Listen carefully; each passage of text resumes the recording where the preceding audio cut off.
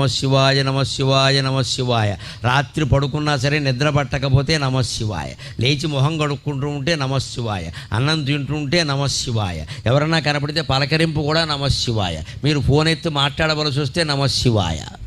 ఇంత ఇదిగా భగవన్నామాన్ని మనం సొంతం చేసుకుంటే అన్ని రకాల పాపాలు కాదు, సకల కర్మలు నశించిపోతాయి. అన్ని కర్మఫలాలు పోయి జ్ఞానం పొంది మోక్షం పొందుతాం. ఎప్పుడూ ఆనందంగా ఉంటాం. భగవన్నామస్మరణ అంత గొప్పది. అలా చేస్తేనే శివుడు కాపాడుతాడు. గమనించండి, ఇలా ఊరికే దండం పెట్టేగానే ఏం కాపాడాను. అలా అయితే అందరినీ కాపాడాలిగా. మనం చెయ్యాలి, ప్రార్థన చేయాలి ఖచ్చితంగా. అది ఆర్తితో జరగాలి, కన్నీళ్లు రావాలి ఖచ్చితంగా. ఆ కన్నీళ్లతోనే భగవంతుడి పాదాలు గడగాలి.